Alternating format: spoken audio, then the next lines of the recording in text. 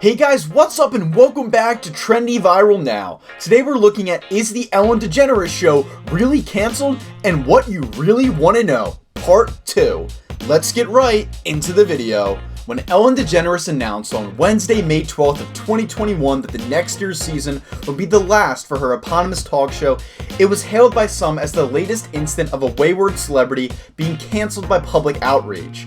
One Twitter user opted for the pithy Ellen Degenerate, as if that said it all. Another, speaking for many who felt betrayed by revelations last year that behind the "Be Kind" slogan of the show lay a toxic workplace, opted for a more Socratic approach. Everyone, hey, hashtag Ellen, can you make your staff less racist and take accountability for a toxic environment? Hashtag Ellen Degeneres, I quit. The truth is more complex. While public outrage may have played some part in her decision to call time on the daytime chat show after 19 seasons and more than 3,000 episodes, it is likely that money, not morality, really called the shots here. The ratings for all broadcast television in the US are in decline, and last October it was reported that daytime chat shows had shed an average of 19% of their audience compared to a year earlier. But Degeneres had suffered worse, with the September premiere of the last season, on which she apologized and vowed to take responsibility for what happens at my show, down 37% compared to a year earlier. In March, Nielsen ratings showed Ellen had dropped even further, its audience shedding 1.1 million viewers, down from 2.6 million to 1.5 million per day. Its key demographic, women under 54, were turning off too, with a decline of 38%.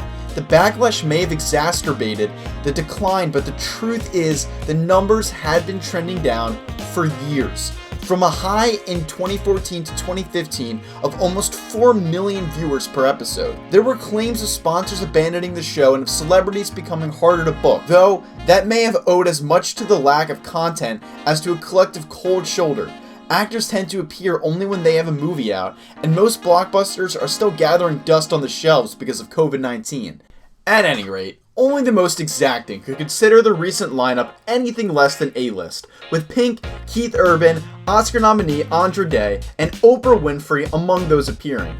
The online warriors might claim this decline as a victory, some going so far to hand the laurels to actor Dakota Johnson, who called Degeneres' bluff on a birthday party invitation she may or may not have issued in 2019.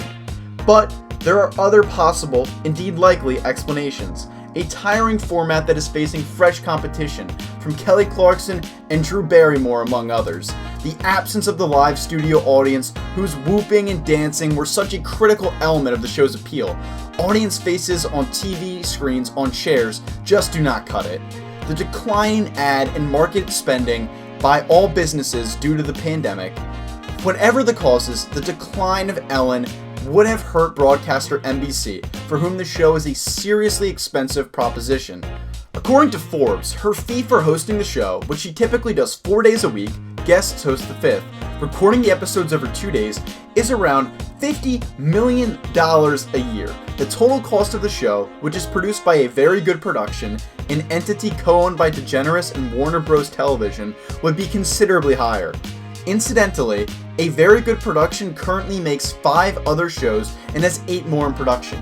If this is what being canceled looks like, it's a long way from being unemployed. In a 2018 profile for the New York Times, Degeneres admitted she was looking to move on from the show, which was at that stage in its 16th season.